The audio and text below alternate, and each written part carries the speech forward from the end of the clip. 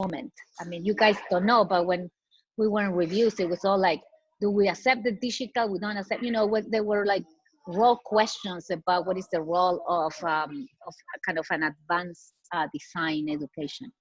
And then Mathew, very different because Mathew began at SCI-Arc. So I think that Mathew, what is interesting is that he has, you can see, you probably want to see that arc, you know, in a more thorough way, you know, like, because students are going to, I don't know what you're going to show, but students can see what a thesis of SCI-Arc is and what a project, you know, happens. I don't remember the years either, Mathew, when you graduated, but let's say many years ago. And also being, you know, of the most advanced, you know, one of those architects that really try to open new ground and encounter a new path. You know, that it was a kind of this revolution, I would call it, in the late 90s, and then the late 2000s, you know, the first decade were really moments in which, you know, things took, you know, fork in so many directions. So anyway, with those really basic introductions, I would like to, you know, thank you guys. And, you know, I give you, I know, actually, Faris is in charge now, so you guys can share screen. All right, Matthew, yes. you want to go Matthew's first? Or you want me to go first? Okay. I can go first. It's either way. Okay. Go ahead. Stay off. Sure. Okay. Oh wow, everything is muted. So is my screen shared? Sorry, I don't know if we're sharing the screen. Not yet. Not yet. Okay, so I'll share. Great. So before I start, you know, Kristy and I had shared some text this morning about today's event. We did want to acknowledge things that are going on outside. You know, we didn't want to just kind of like jump in here and pretend like nothing, that the world around us isn't like changing and isn't going through all of these modes.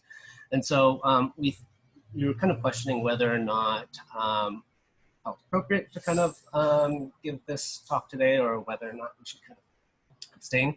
But we decided ultimately that we should, but that maybe the tone that we take in our presentation is maybe a little bit more modest and a little bit informal. And so some of the things that I'll show, or maybe the presentation that I'll show today is maybe geared more towards you guys as students, and kind of sharing some of the things that have kind of kept with me, both during the time that I was working on my thesis and then also after, and even a little bit of things before. So things that were said to me that for some reason or another, I happen to remember. So I'll go ahead and just get started. And by the way, with that said, and with this presentation, anybody can kind of just like, if they have a question or they need me to stop, just jump in and say something, because I want to keep it informal. So let me, all right, and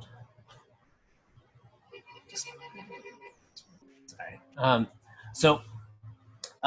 As Florencia was saying, I was a student at SCI-Arc between 2007 to 2011. Ultimately graduated in 2007, or excuse me, 2011.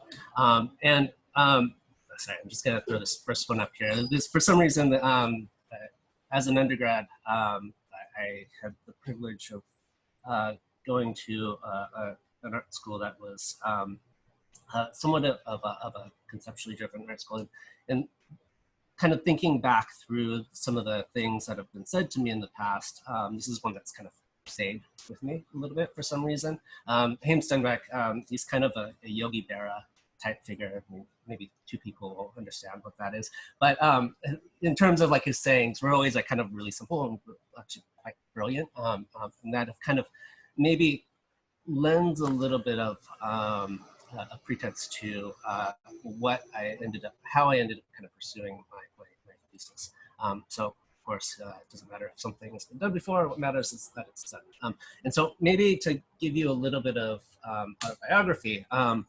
So Prior to starting SCI-Arc in 2007, I had graduated with an art degree from San Diego. I was practicing. I moved to Marfa. I was living in Marfa for a little bit, and then I was also part of a loose group of sort of an expanded group of artists tied to the space called Machine Project that went on from 2011 to 2004 to I think 2018. So there's a 26-year-old me kind of installing this project at, like right before I started school, and you know, going into starting SCI-Arc, I at the time was actually never intending to be an architect. One of, at least during that time period, we were at the sort of tail end within a disciplinary mode in art around a sort of expanded field. And so it was more important about what you bring from outside of the discipline of art into art to kind of change and present new ideas, rather than kind of staying and sticking within a sort of tighter disciplinary foundation of art practice. And so my decision was rather than pursue an MFA, I decided to go to architecture school, see what I can kind of pull in, what sort of disciplinary ideas I can pull in from architecture into art. And one of the things that I was kind of surprised at, and that maybe where a lot of you were on, let's say, your first year or whatnot, kind of entering into SCI-Arc, was that how different the sort of disciplinary conditions around architecture were than they were in art. Like they're, let's say, post 68 development of ideas had gone into like two completely different trajectories. And so during my time at SCI-Arc, it was more about kind of absorbing and understanding and trying to figure out how kind of that discipline came together and what made it up and what the ins and outs were. And so maybe a little description about SCI-Arc at the time. I don't have any images. I'll just kind of leave it on my thesis statement for a second. One of the things that I observed at the time entering into the school is that the digital project, as Florencia was describing, was it was still in full force in carrying from, let's say, the late 90s, early 2000s in its trajectory that was set up very much by Greg Lynn and others during that time period. And when I was kind of deciding on what to kind of pursue as my thesis, a large part of it came to trying to just understand what the origins of that were, and how we can start to kind of break down and test out and see if there are other criteria for establishing a different trajectory in architecture. So, you know, at the time, maybe a lot of people in this room might remember that you might set up a class theoretically around a new feature in Maya or a sort of tool set that was developed, that was introduced. And so the idea was that novelty in architecture was established through a shift and change in tools, and rather than any other sort of feature. And so, or any other sort of starting point. And so one thing that I wanted to do was to say, okay, well, let's kind of go backwards a little bit, and let's see if knowing everything that we've developed in the past 20 years of architecture from that we've developed an understanding of spatially and theoretically through a linear trajectory of digital tools, and how that's informed the discipline. What if we go backwards 20 years and propose that maybe, just maybe, that there was a different fork that had developed? And so how might another form of architecture develop that wasn't necessarily, that decoupled the relationship between the digital tools and novelty in architectural form making. And so, here's my kind of initial statement. This was the thing that at the end of thesis prep that I wrote, that I think where you guys are all kind of currently at. So XOXO was the name of my thesis. Any of you who grew up watching Gossip Girls, you'll kind of have a memory of that, or kind of a little nod to that. But as I was kind of working through this, as kind of the statement says, it was just like I was saying, how can we introduce a really simple and really dumb move working within architecture? And so, oh yeah, here's a nice little quote that I thought was like appropriate also for you guys. This is something that also at the start, like right after writing that statement and kind of describing what my intention was with my thesis, this was a comment that I received from Hernan, which I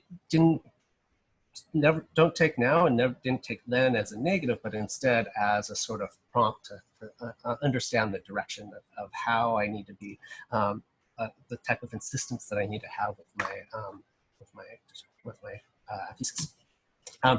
Another conversation that I thought was kind of important, and this is something that I'm just drawing from memory, and Andrew can kind of chime in if I'm remembering this wrong, but it was a conversation between Andrew and Todd about the development of thinking about the lineages of creativity and how we develop through technique certain types of lineages. And the example was kind of looking at the lineage of rock, and we might move from the Elvis, B.B. King, the Blues, the Beatles, Rolling Stones, and as we're kind of moving, as our trajectory moves linearly in time, you start to see certain a move towards technical virtuosity, and so meaning that the music, the scores, the way that the compositions are written are becoming technically increasingly more let's say, skilled, and kind of the conversations around any one musical piece would be about, let's say, a single riff or a sort of composition of a set of notes. And so it became more a conversation about technique rather than any kind of larger concern. And that it really took, let's say, a degree of de-skilling or a reduction of skills to go backwards to begin to introduce a new trajectory of thought and sort of creative ideas that can build on top of each other. And so, you know, this is just like one example. We can draw any number of examples where there's sort of, as soon as we start to move to a moment where we're getting sort of more finer grain in terms of the sort of conversations that we're having, that sometimes it takes a degree of unlearning to kind of break out of that mold and produce a new trajectory of thought. And so, sorry.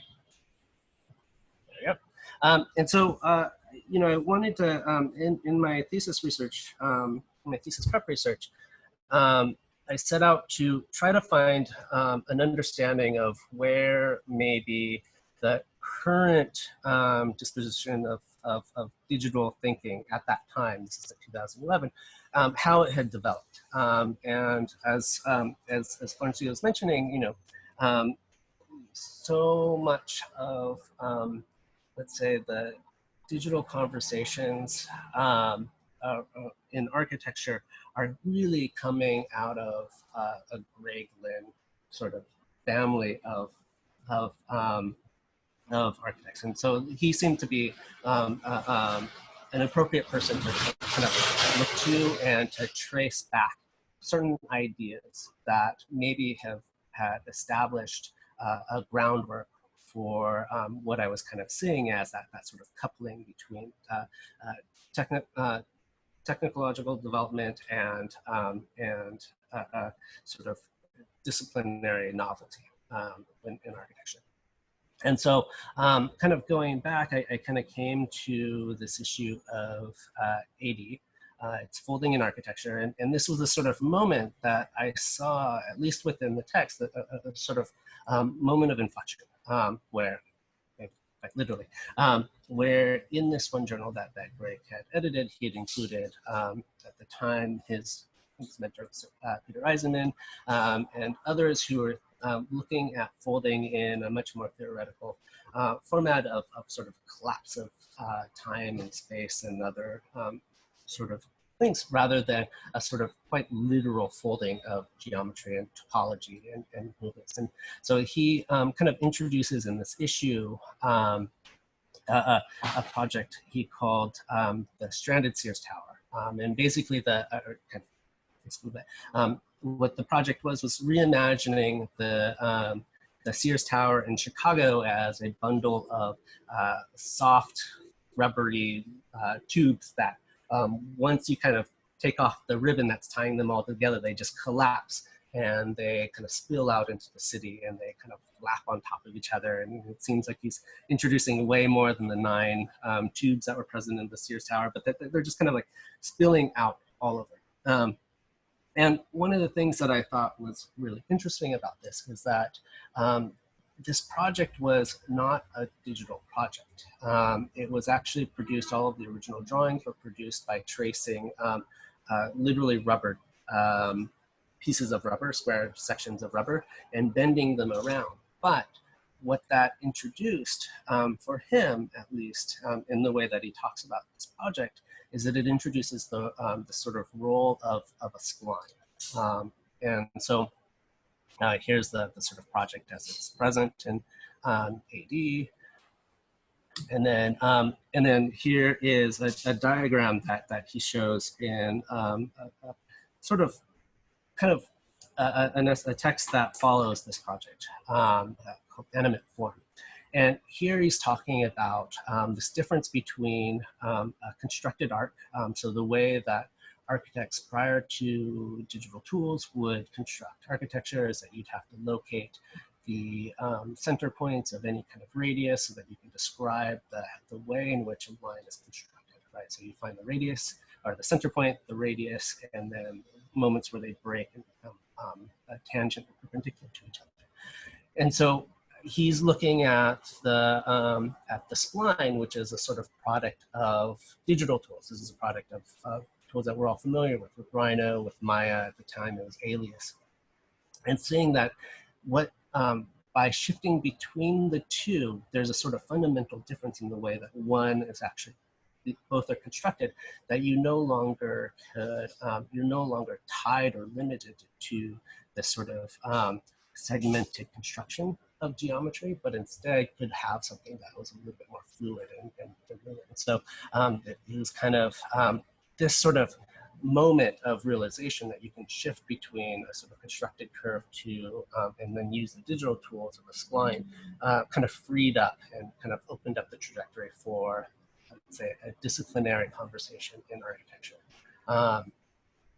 And so we see that this sort of shift happen in several of these earlier projects, the Logical House, the Sears Tower. And so in my thesis, as I was working on it, I was like, I knew that this was maybe a territory of where I wanted to start from, but I didn't quite know what the terms or the issues that I would use to develop that until I came, I think it was both Andrew and Jeff had recommended an essay that had footnoted. By the way, always read your footnotes. You'll find the best things in footnotes of other articles. And so this article was in a footnote of another article that became really, really important. It was a really simple and kind of tongue-in-cheek article by this evolutionary biologist, Stephen Jay Gould, called The Biological Homage to Mickey Mouse. And he's looking at the sort of, he studies things, this thing called pedomorphism, which is kind of, it's the retention of adolescent traits into adulthood. So you can think of like baby face, or think of like puppies and dogs, kind of within a sort of evolutionary lifespan. And so what this opened up for me was a sort of way into my project of asking, okay, well, what happened if, let's say, in the terms that we understood at the time then, the spline was a sort of more advanced geometry, the more technically advanced geometry, and the constructed curve that was like the thing of the past. What if we were to imagine that the reconstructed Greg Lynn stranded Sears Tower project using segmented single radius curves rather than a spline? And how might that change the development of what we understood for 20 years of development in digital architecture? And so another sort of diagram that I was looking at in that same essay was this one by Konrad Lorenz, which is on the left, and then my diagramming on top of that, kind of looking at this relationship between, let's say, adult and child, like sort of retention of the childlike features. And I was saying that, oh yeah, the adult is the sort of spline, and the child is the sort of single radius curves. And so maybe that kind of enter into a sort of conversation, other conversations that aren't necessarily with the tools, but maybe we can open up things, produce other criteria around, let's say, cuteness or other qualities. And so, okay, so starting into the project, I saw the Sears Tower in 1970, and then Greg Lynn's version of it, both in Chicago. One, of course, is like upright, the sort of technical achievement of producing the tallest building at the time, just simply by bundling tubes and then the sort of spilling out of it. In addition to that, there was another proposal just south of that on the site. So if this was the original site of the Sears Tower, or this is the original site of the Sears Tower, this project, which only a portion of it was actually built, is about right here. So at the other end of Greg's project, this is Bertrand Goldberg's River City 2. And I saw the sort of three of these as tying together a sort of continuous remake of the same project. And so in time, sort of revisiting of geometry and form kind of given to any particular moment. And then my edition in 2011. And so this is a sort of, this is the images that I'll show you. I'll just kind of run through them really quickly. But again, the project is a remake of Greg Lynn's stranded Sears Tower project using only single radius curves and splines. So sections. Model. I think I've been presenting. Okay, so let's jump into the future and where we're at right now. So here we are, like 10 years later. I currently have an office that I share. So Mira Henry, who you guys all know and everybody loves. Her and I are business partners, and for the past 2 years, we have an office called Current Interest. And I'm going to show not the most recent project that we're working on, but it's one that's still ongoing. But it's maybe the project that I can kind of, it's complete enough that I can kind of show some bits of. And so this is something we did, started last summer.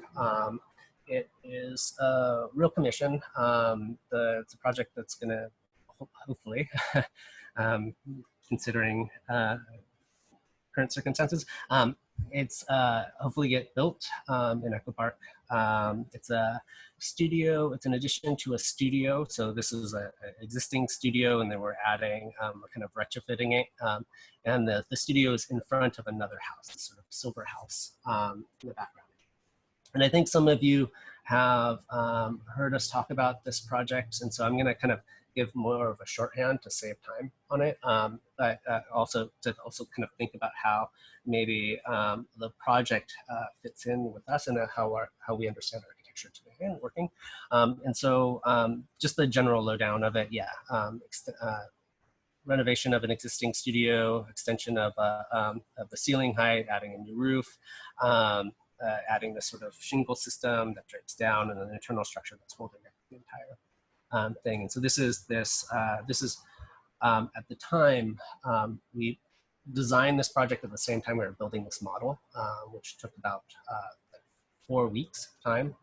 So we given the commission to do the job in April, and then we suddenly had to like have a presentation model at the end of May.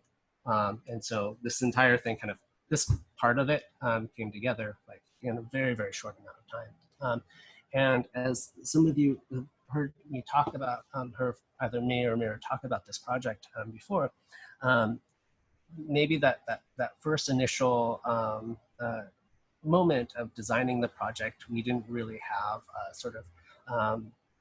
we had a set of formal moves and material moves and things that we were interested at the time, but we didn't necessarily have something that we would say drove the project just through a sort of disciplinary lens. Until the moment when we actually had to document the project. And so this is, we didn't have time while I was in LA. We had to kind of photograph the project while I was in New York. And so the lighting conditions were really poor. We had our SLR, but one of the things that we kind of discovered in the act of documenting the project is that it was impossible to photograph. The current house, or the way that we designed the model, the house in the background, the existing house in the background was painted silver. The artist who the project belongs to, he had painted his house as sort of car primer silver. And so we wanted to kind of replicate that in the model. And so in the process of photographing, we realized that in these sort of dark shingles that are in the foreground, you could not capture either the dark shingles in the foreground or the silver house in the background at the same time. There was an exposure to this, right? And so we really required something that, a way of producing images that were highly constructed and highly manipulated, just to kind of bring those two together. And so for us, since of course we're both like very interested in process and asking questions about process, this created a sort of not only a technical problem, but also a sort of way of looking at the tools and the processes of these things as a social problem. So it brings us back to a whole history around photography, around looking at the way that certain, the history of photography that was built and calibrated around particular individuals and people types, looking at Shirley cards, looking at the sort of measurement of images, that the fact that you have this history of photography where that introduced notions of subjectivity, meaning that early, I'd say, film photography, the film itself was calibrated to photograph accurately light tone figures or subjects. And then it wasn't until, let's say, the complaint of furniture manufacturers that couldn't photograph mahogany that Kodak eventually developed a film that could actually document the sort of the multiple tones of anything that's a dark tone subject. And so this introduced for us, one, a way of thinking about architecture, both as something that would allow us to have certain conversations around it, and that the architecture itself or the building itself could serve as a backdrop to those conversations. Also as a way of looking at the procedures and the techniques that we're using as inherently having built into them certain biases that were conscious or unconscious in the way that we use. And it made us more of sort of, produce a sort of awareness that we can have this conversation through the sort of discussion of these images.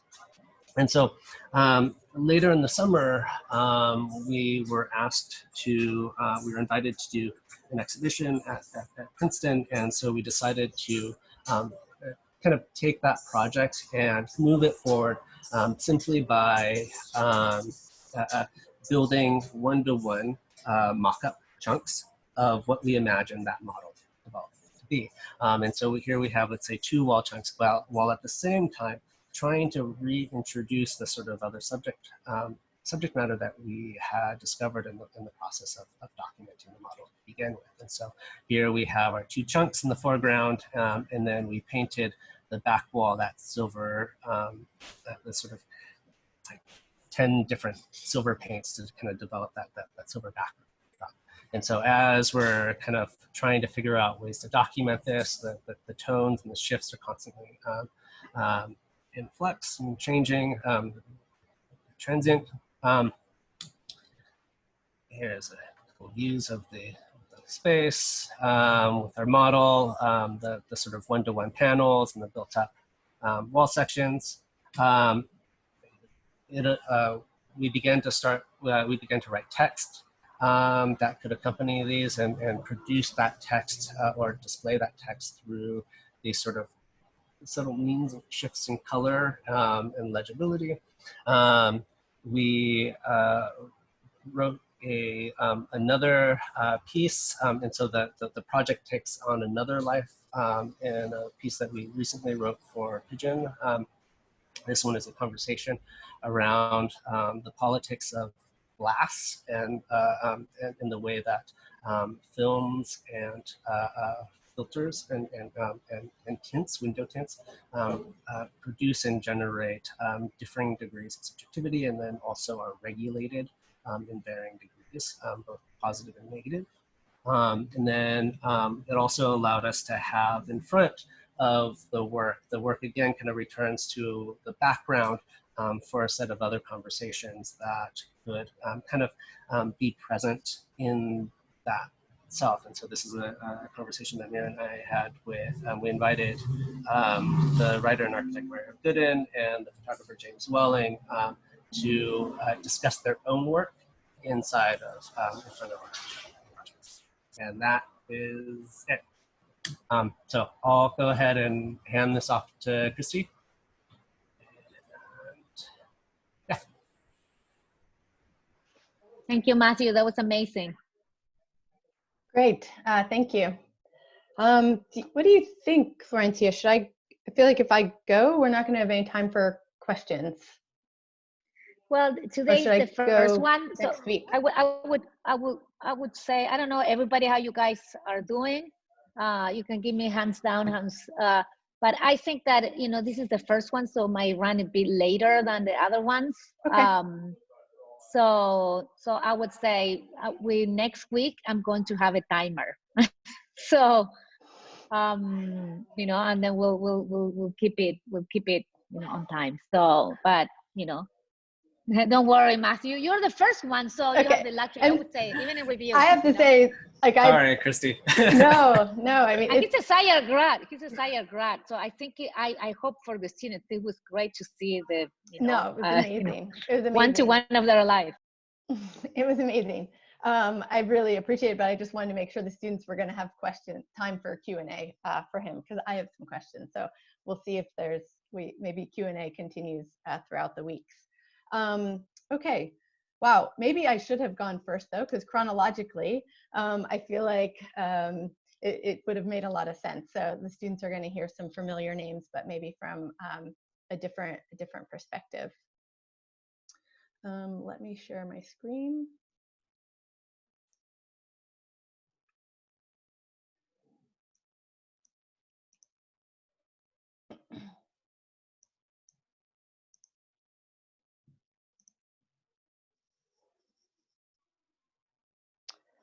Okay, can everyone see?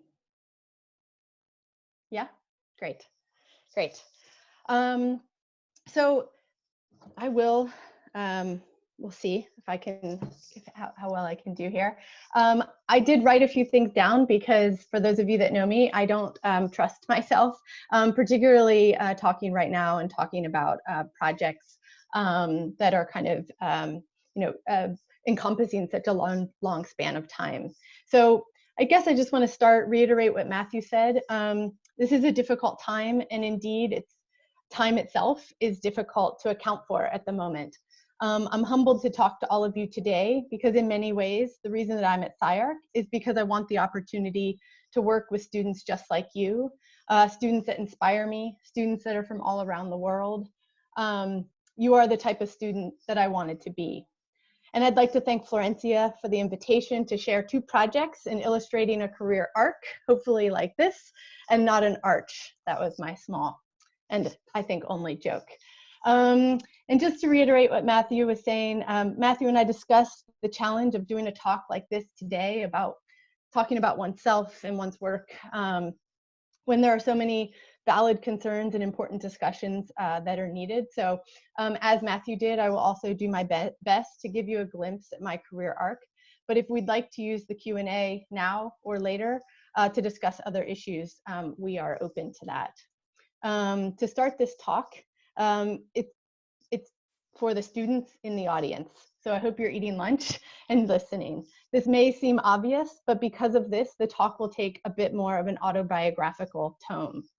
Like all of you, I had many faculty members, employers, and mentors that assisted in developing my point of view and offering opportunities. I have 2 points I'd like to point out here. That sometimes in those opportunities, I was a top pick. But more often than not, I was a second or a third choice. And I think it's super important to go there, to go for the things that you want anyway. And maybe the other point that I was thinking about looking back at my mentors and employers and career arc, that even more important to note today is that within my 25 years of architecture, and yes, I will use dates today, I have had 0 African-American mentors, educators, or employers. I've only had 2 African-American classmates and only 2 African-American colleagues. We must do better, and I must do better. But today, I'm coming to you as an educator and as an architect. And I will try to talk to you about an arc that is broken into 5 5-year plus or minus chunks. It starts with a 5-year Bachelor of Architecture in Philadelphia. It moves to a 7-year period of time where I worked for a small practice in Philadelphia and started to adjunct at local universities at the time. I also took a kind of a sabbatical from the office and did my master's degree at UCLA, the first project that I'll talk about today. I then went to work for Greg Lynn, the University of Applied Arts, and then to the Knowlton School of Architecture. And now I'm with you, thankfully, here with all of you in Los Angeles at SCI-Arc and with Balliet. So I guess Project Zero, the one I'm not going to show today, but maybe I'll bomb someone else's lecture later in the summer, was my undergraduate thesis that was at the end of a 5-year education. It was a self-directed thesis. It was entitled The Chaos Theory and the Rebuilding of Potsdamer Platz. This was in 1999, when the largest construction site in the world was in Berlin, Germany. I do not have access to this archive at the moment, unfortunately, but it was all analog with a lot of models and layered ink drawings on Mylar. My advisor was an adjunct faculty, and we met 7 times during the semester. In 1999, days before graduation, I began my professional career assisting my thesis advisor, Scott Erdy, on a competition at his new firm, Erdy McHenry Architecture in Philadelphia. I was only supposed to work for them for a couple of weeks, but they won the competition, and a few weeks turned into 6+ years. I am grateful that they allowed me to be an integral part of the growth of their office, growing from 3 to 13 in those years. They taught me more than I could ever articulate. If I try to summarize, they taught me by example to punch above my weight. These years were motivated by practice, practice, practice. And one significant project for me that I just pulled out at the time was a 1,200-seat church in Freehold, New Jersey. It had a hyperbolic paraboloid roof that is a common long-span structure for gymnasiums, but the grand geometric gesture was a bit foreign to the contemporary program of religious facilities. I loved the way we were able to use the top and bottom of the roof to manipulate volume both inside and out. In those years, out of school, the field and discipline had taken a turn towards the digital. I had just come out of school in 1999, and I didn't understand the language of my own field. It was foreign to me.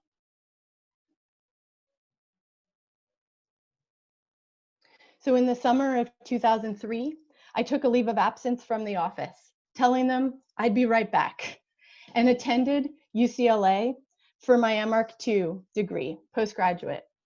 In my research at the time, they seemed to be at the eye of the storm. Sylvia Lavin was at the helm, and she was working to try to get everyone to understand that in order to design within these new times, it had to be three-legged. It had to deal with technology and technique, theory and culture, and design itself. My decisions were based on the faculty that were there at the time.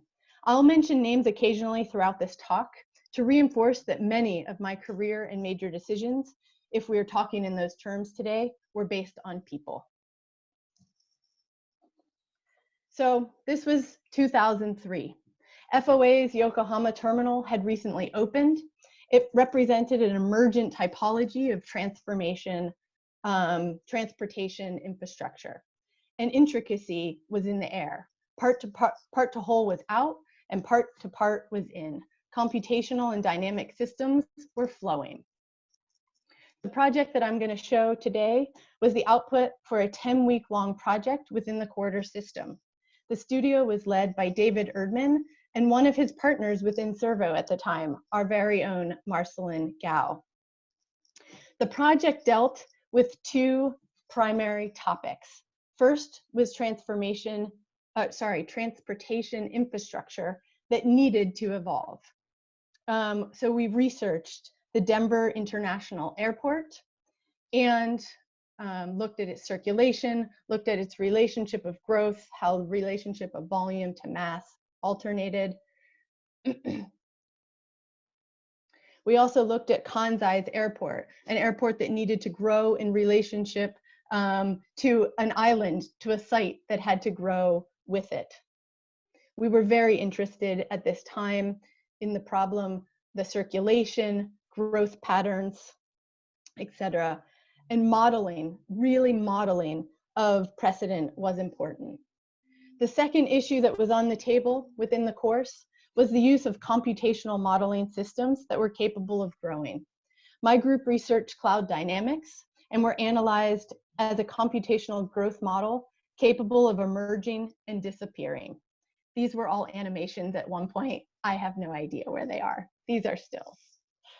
The attributes of cloud dynamics were translated into a space frame system.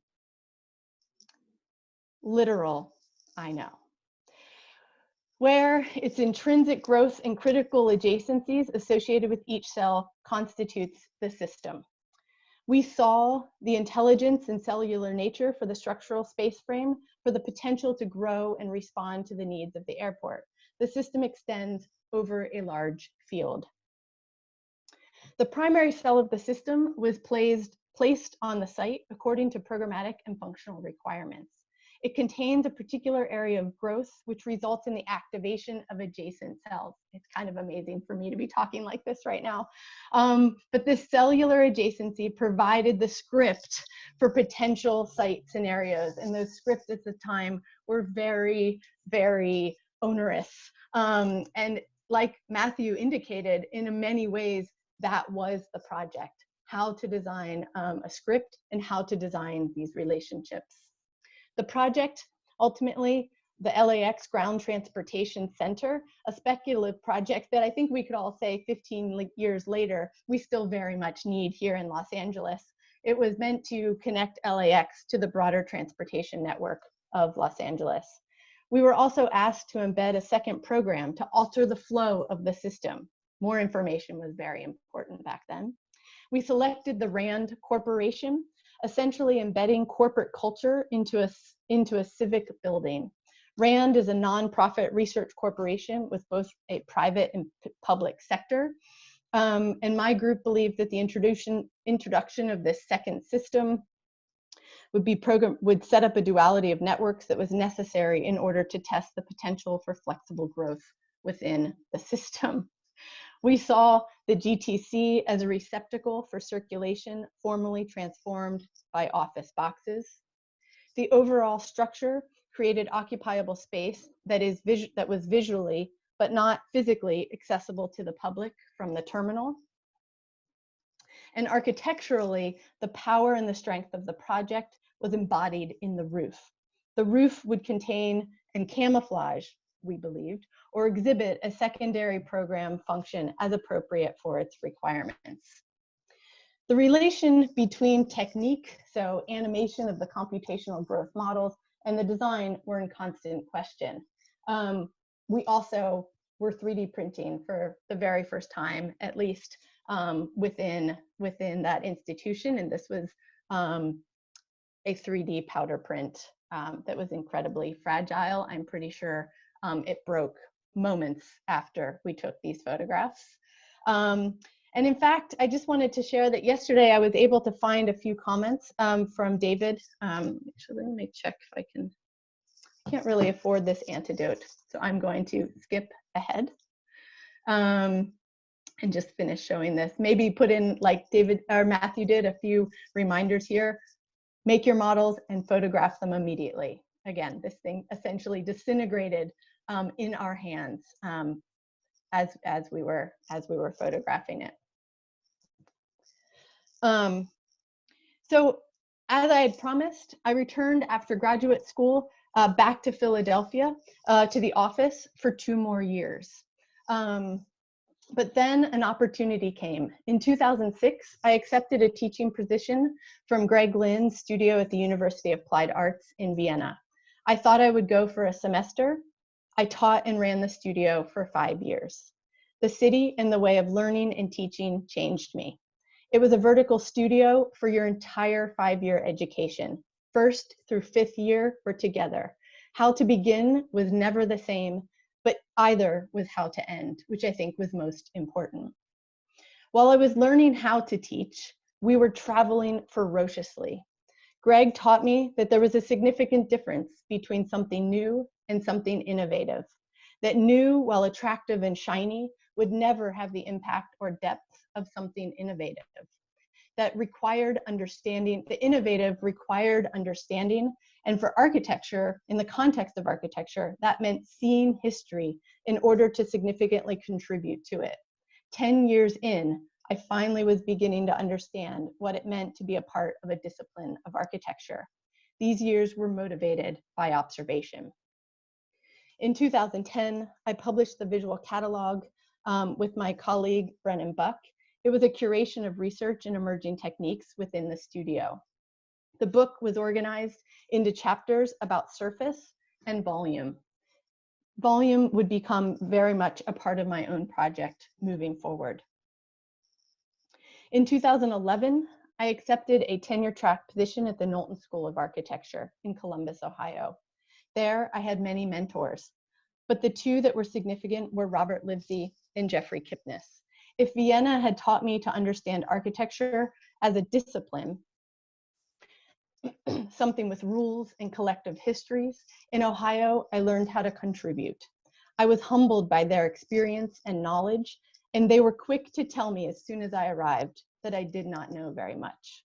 I'm not sure if you guys are all doing the math here, but I was 35 years old, and they were right. I worked hard, I knew what I liked, but I did not know why. I found myself learning again. Being on the tenure track forced a pivot from learning all I could to learning with a more specific focus. I narrowed in on my interest in volume, and particularly excessive volume. Also, in the interest of time, I'm going to move to the final project. And so in closing, the second project, I would say, is the project of starting an office. And it certainly was in parallel to the relocation to Los Angeles and my opportunity to teach here. So in 2016, I started an office together with Kelly Baer, who's based in Chicago. And together we have an office that no one can spell or pronounce. And though we met at UCLA, we were peers just like you are with your colleagues right now, and had worked on possible mediums project together in the Midwest. The office started when we were commissioned to exhibit that year in the US Pavilion. That office was the result of a long weekend charrette to respond to a public call. This was done after a long summer road trip from Michigan to Ohio. So the project was to merge two projects into building our practice. Kelly has a preference for flatness and sharp, witty clarity. And Kelly would say that I come from a place that emphasizes volume and that I prefer excess and have a predilection for the difficult. This outline is a lineage of selected work, constructing relationships between them. The projects to date are diverse in their scope and medium, yet are united by their continual oscillation between two-dimensional profiles and three-dimensional volume. Together as Balliet, we work to merge these independent proclivities to produce something other, something that is neither purely profile nor volume, but somewhere beyond, as opposed to in between. And here in our first, I see someone's getting a chat. Oh, okay, sorry. Here is our first project where these novelties result in the other that was mentioned earlier. The struggle is real as each project challenges our personal proclivities. I think somehow there we go. And we believe in the iterative process. We work alone, but together, thousands of miles apart, even before COVID, mediated through computer screens, cell phone text, and screenshots, and more emojis than two middle-aged women would care to admit. With each project, we look to establish the disciplinary context in which the project is developed, as well as challenge the conventions by which it's typically put out into the world, meaning the artifacts produced and disseminated. It's a messy process at first, but the mess comes options, and we like to keep ours open until we land on something we define as sufficiently weird, something we both feel elicits our curiosities, but also doesn't sit quite right with either of us. The sufficiently weird signals that we've moved beyond our respective comfort zones into new productive territory. Thank you.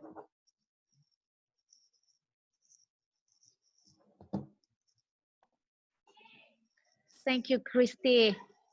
That was, I think that, I agree with you guys. These are difficult times, and I, like somehow we had to start our summer, and I think that for all the students, this might be a moment just to see beyond the news. Yeah. I do believe that we can create a forum to talk about what's happening around us, but at the same time, we guys were giving you, your summer thesis. So I would say that those things run in parallel. So I agree, and thank you for addressing that, Kristy and Mathew. I think that we begin, and we want to give you, the kind of the storm of the summer. I think that the two lectures were amazing in really setting up a path for them to understand how relevant it is today to kind of have a project that frames their thinking right now. So anyways, just wanted to open that. I think that we can create a forum to talk about today, and right now this is a forum to talk about you guys. Any questions?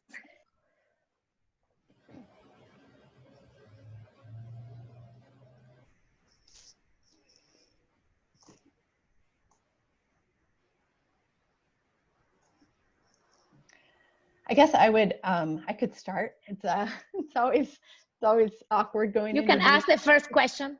Well, no, I mean, it's one of kind of amazement. I mean, I've been working with Mathew for several years. We work quite close now in MArc 1.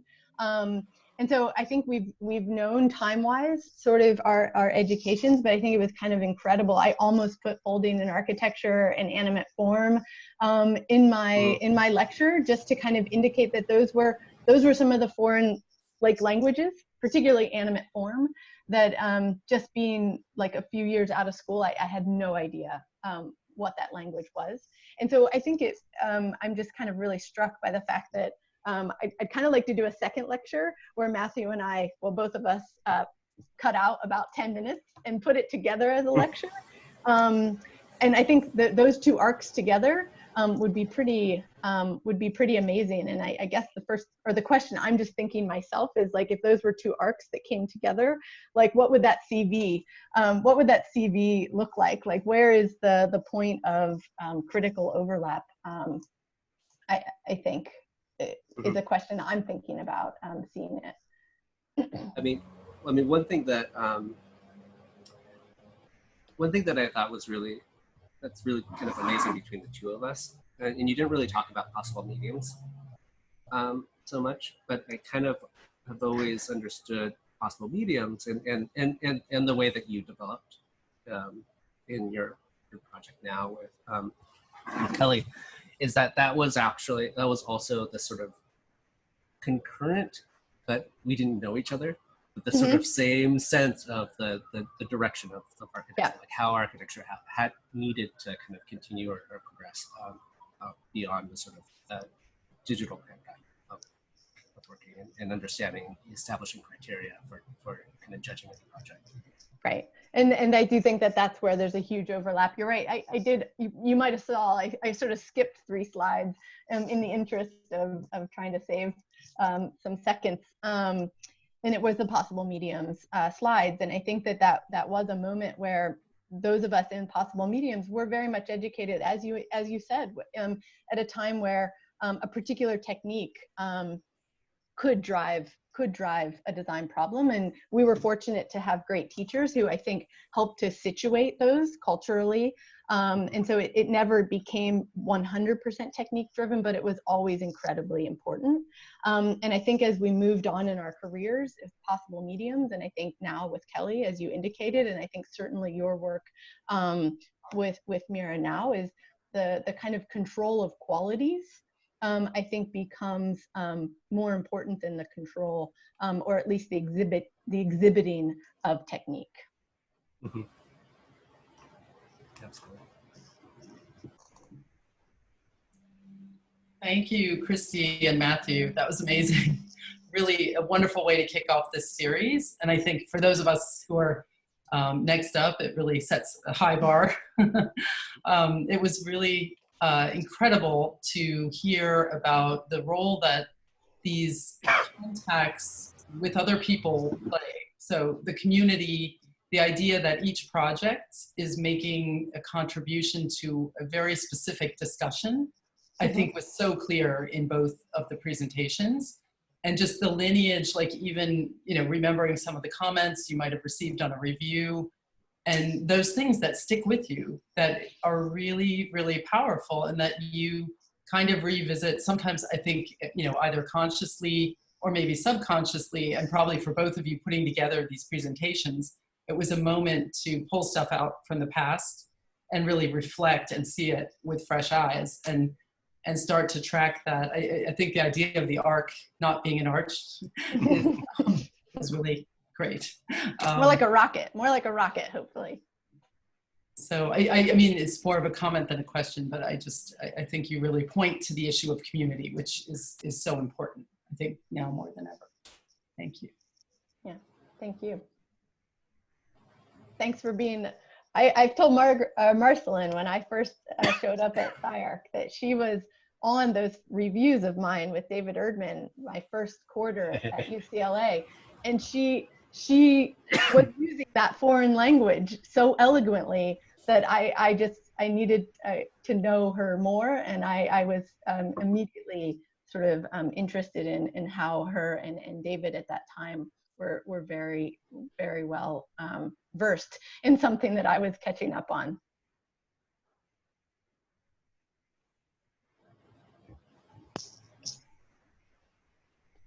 I wanted to say something about that language. So I stole an image. Yeah. I mean, I stole an image from your presentation, Matthew. I think Andrew needs to talk about this. I think it makes an opening, because I wanted to, what Kristy, you're saying about that foreign language, and then what it is 10 years later, that foreign language needed to be unraveled in a different way, you know, and it didn't need to be simplified, but because I remember the terminology of the late 90s, it was very much about, certain words that, they also appear in this book.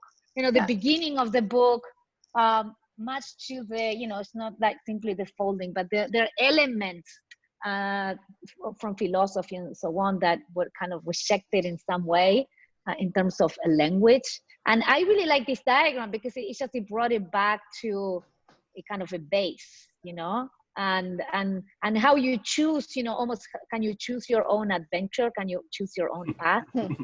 So I mean, is this an original or you draw it? I don't know, maybe Andrew can share his thoughts. It's not an original. I just drew it about 10 minutes before I put together so what do you remember? Yeah, it's what I remember. Yeah, and so it could be wrong. Certain bands there I would never have mentioned. I'm sure I never have. I think it's right conceptually. Well, I think that you can recreate a new diagram and just changing, you can do it with classical music, maybe you go by 100 to it. But I like the idea, and this is to present to everybody that this shift, this shift to that complex language, and then the rebuild of that language with which variables you start, we use today. And the narrowness of the late 90s and the openness of today, I think, in certain ways. I think I like that I want to kind of break that stuffiness, let's say, of the folding in architecture and all that.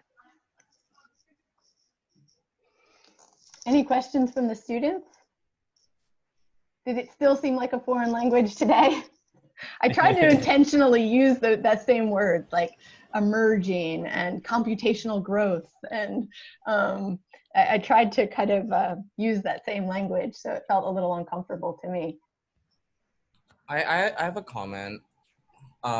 Thanks so much for talking. These are both really great, informative lectures. I think that when you mention, or when you said how the conversation today is more about the quality, like the tone, right? The quality versus the ability to control the technique, or not about the technique, but more about the tone. I guess when coming from, a student point of view, I wonder how can, when we're on a jury and we're presenting something that like we like, or the work that we think is interesting, and the response from the jury is, I don't like that, or this is not what I think this is. I think that with geometry, it's easy to let's quantify what is wrong or what needs to change. However, with the issues of tone or context, it's so personal that it seems like it's difficult to have a conversation about that.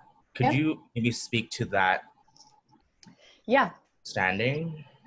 Yeah, absolutely. And I'm going to lean on a professor here, and that is Neil Denari from graduate school, but also now working with him here at SCI-Arc occasionally. And I think, Vincent, a big way that I've tried to learn how to lay out a project when it is set up in many ways by sort of a set of qualities that can be quite personal at times, is to figure out a way to present and also let the audience know by what criteria you were making decisions. That doesn't mean that so that then allows them, they could still not like, right? I think there's a vulnerability to design when you lean in to some preferences and particularly related to aesthetic. But I think if you begin to articulate alongside your projects what criteria you were using to make decision, when was it too much, when was it too little, and you start to give them some guidelines that you yourself are using, I think it gives them an opportunity to not necessarily fully agree, but to participate in a critique of your project with you, as opposed to feeling like these were personal decisions that you were making that they have no access to. I think it's really important to give an audience, whether it's your peers, whether it's a client, or whether it's a jury, it's important to give them access to how you made decisions. And you're right, when it comes to things like geometry and absolutes, it's easier, but it's not impossible when you open it up to some more kind of vulnerable topics, such as preference and aesthetics. Thank you, that was really helpful. I think that's a really good answer. And maybe just to kind of piggyback onto it is that just to say that, you know, even though the criteria that we are interested in or that are kind of moving forward might seem a little bit more subjective or personal, in a way that they are, but that's why we're interested in them. But that it's not to treat them as subjective qualities, but to actually be a little bit more analytical in how we approach them, right? And so if there is a sort of, in the way that Kristy is saying, like kind of we set up the frame for analysis, and then we kind of look at all of the characteristics of the conditions around the sort of projective qualities that we're identifying.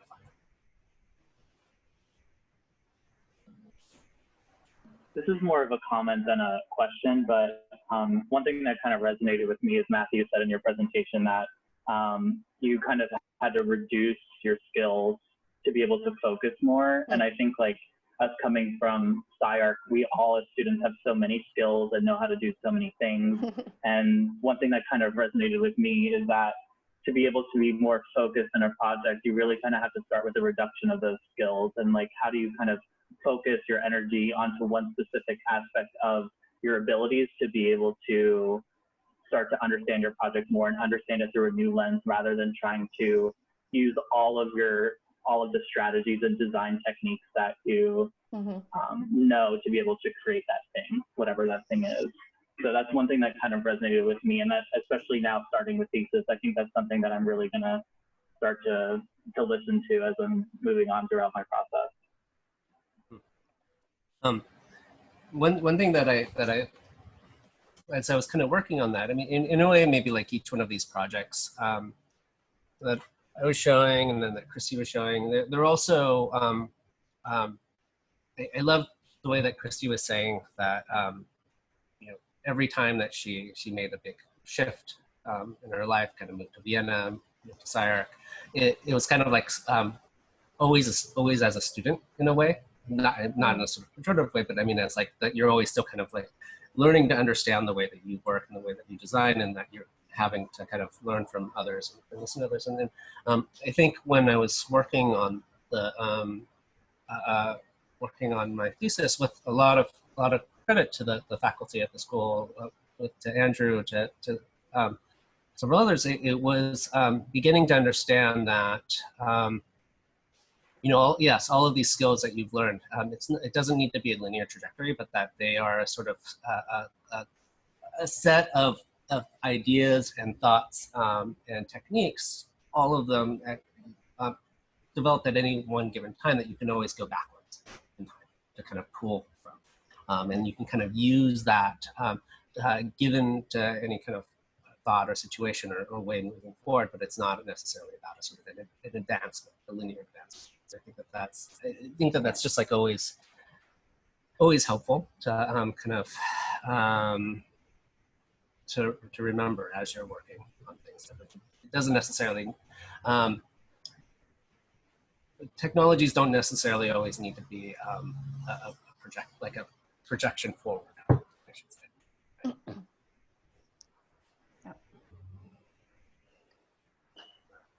Hey guys. Hey Jackie.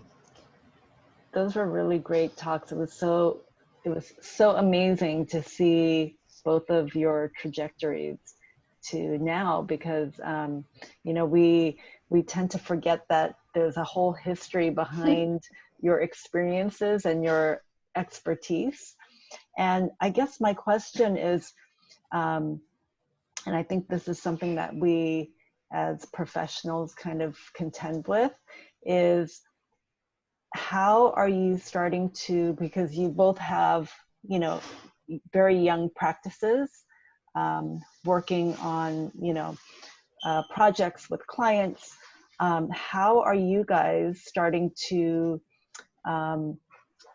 you know, integrate your interests that you investigate in teaching, in your speculative work? How are you starting to integrate that into your practice in a way that maintains a high level of your interests, not just visually, but through the projects themselves?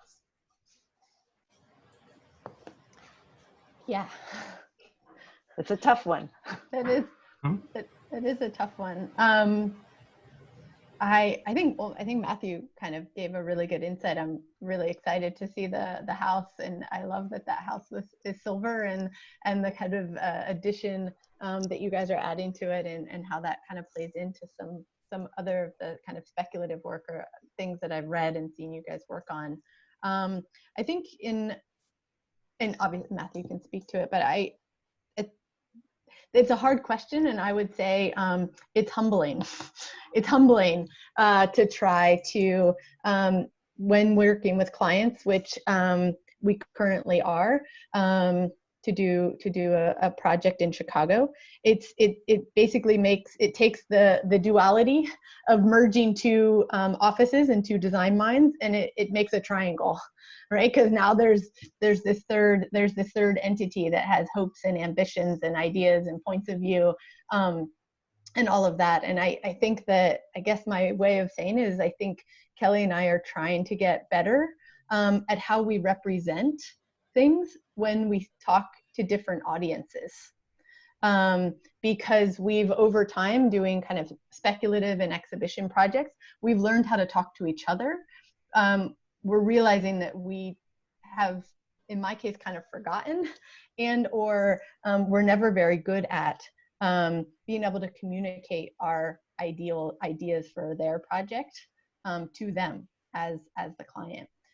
So I think that a huge part of what we're looking to do is like experimenting with representation, but from in the practice side of things.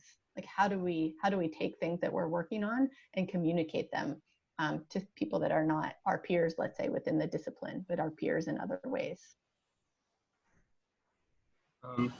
I think with Mira and I, one thing that we found, and this is the case with the Silverhouse Studio project, is that what we're learning is that as we're building projects and what the clients need, sometimes the projects that we work on, they could either become the subject of the ideas and interests and sort of maybe disciplinary ideas or theoretical ideas or whatever have you. And then sometimes they can they serve better as the background to those conversations as well.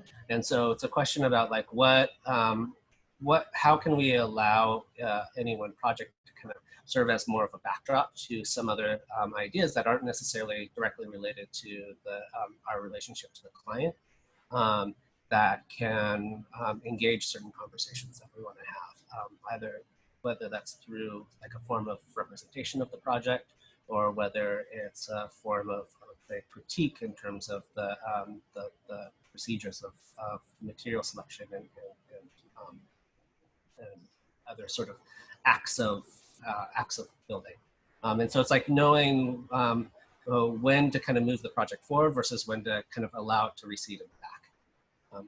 It was like a big sort of learning curve for us.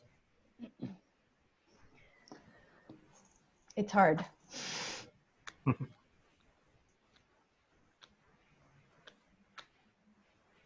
So if we don't have any further questions, again, next week we'll make it concise, but today is the launching of this career day. So, and also you guys, you know, this is recorded, so you can go back to thesis of Mathew. Look at, it was great to show comments and so on from the thesis.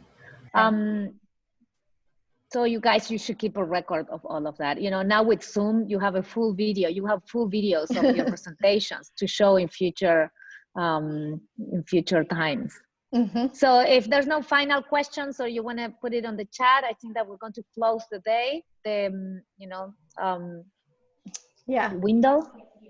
Yeah, I guess just to add to that, Florencia, and for the students, I see some of them kind of smirking. And, you know, I did dig back into like my Yahoo account and find like emails that like David Erdman had sent, or even I wrote my undergraduate thesis advisor and said, I can't find my drawings. Like, would you happen to have anything? And he was like, oh, you fall outside my digital archive, sorry.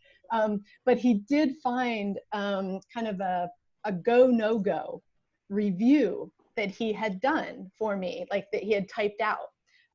So those formalities were still there, called something different. And in it, he writes, first of all, he gave me a B going in. I think he was like one of those professors that low graded so that you would amp it up for those last couple weeks. But he gave me a B at that point, and he said that he was concerned about how flip I was in my practice presentation about the design decisions I had made related to my analysis. And I was just like, oh my God, like, I can't believe it. Like, I don't see myself as a flip person very often. We missed that in the presentation. You should have put that. Yeah. I mean, yeah, it was a hard presentation to put together. There was a lot to share, but it's just, it puts pressure on me in a way right now, knowing that, like, you know, we do our best to kind of guide and direct, but we don't always get it right either. 2 weeks later, I killed that presentation, and it was really good. So maybe I was just having a bad day, but I thought it was interesting that he formally noted that I had a flip attitude. That should be the thesis project title. Yeah. Flip attitude here. Right. So thank you, everybody. Of course, we have a chat. So if you have further questions you would like to continue, you can continue them on the Slack channel, and then just text Mathew and Kristy. So thank you, everybody. Thank you, guys. That was amazing. Yeah. Thank you. Thank you for hosting, Florencia. Bye. Bye.